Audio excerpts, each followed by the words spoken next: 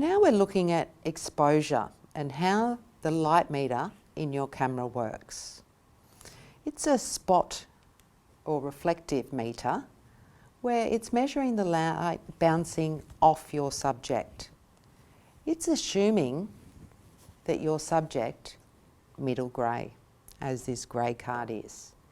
And you can easily buy these from photo stores.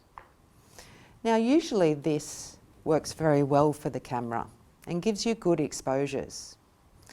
But if you have a scene that is quite dark or very bright white like a snow scene, the camera still thinks you're pointing at something that is middle grey when you're actually shooting something quite dark. And that's where the use of a grey card can make sure that you get perfect exposures every time. The camera inside has a 0, a plus and a minus, with little dashes that go towards the plus, towards the minus, or on the 0 when you've got a correct exposure. If it's too dark, it'll be down near the minus, and if it's too bright, it'll be up near the plus. And we need to always get that exposure right in the middle so we have good highlight and shadow detail. Now the next thing we need to look at controlling on our camera is what's called the shutter speed. And I'll show you on this film camera as it's a bit easier to see.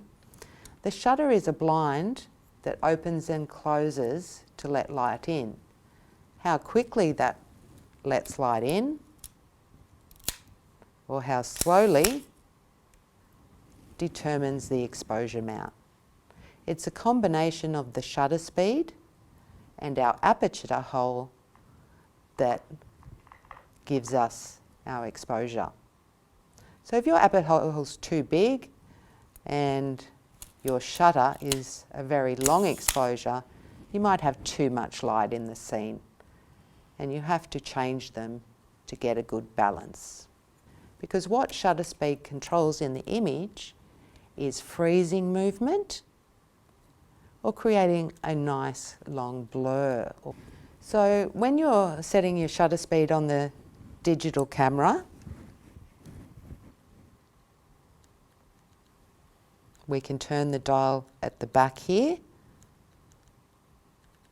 to look through different shutter speeds.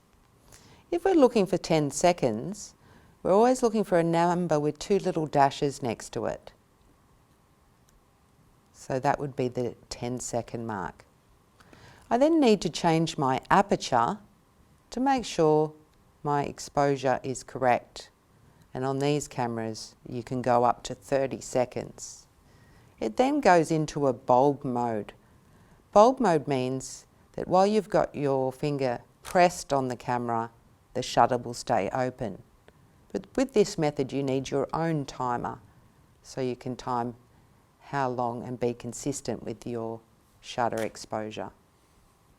As you go up in shutter speed,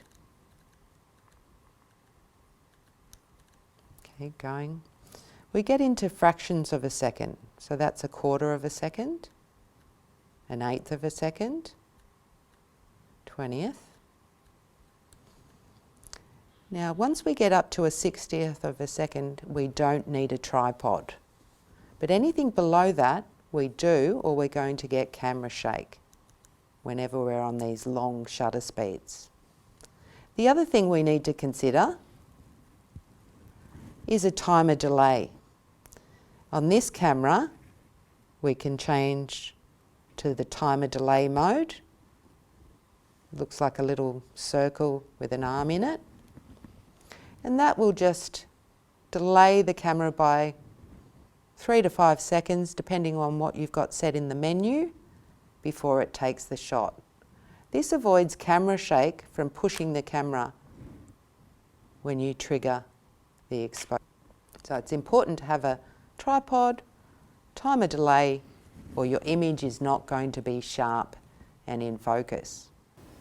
With this long shutter speed, anything moving will be out of focus and blurred, and anything not moving, such as the interior, will come up nice and sharp.